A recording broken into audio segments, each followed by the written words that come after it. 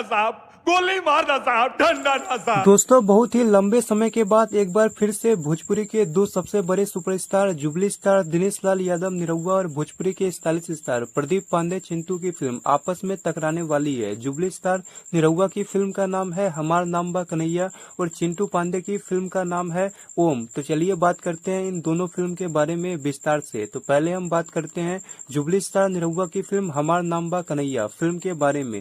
हमार नाम बा कन्हैया ये फिल्म भोजपुरी में बनने वाली रॉबरी सस्पेंस थ्रिलर फिल्म होने वाली है और फिल्म की कहानी भोजपुरी में बन रही फिल्मों से काफी अलग है और फिल्म की कहानी काफी यूनिक है। सुरती सुरंग रंग भांग रंग भूतिया, खाए वाला मस्त रह कहे वाला इस फिल्म में जुबली स्टार निरहुआ, नई एक्ट्रेस अमृता पाल, संजय पांडे, अयाज खान जैसे कलाकार नजर आएंगे। फिल्म को विशाल वर्मा ने डायरेक्ट किया है और फिल्म काफी शानदार है और ये फिल्म 4 जुलाई 2025 को रिलीज होने वाली है।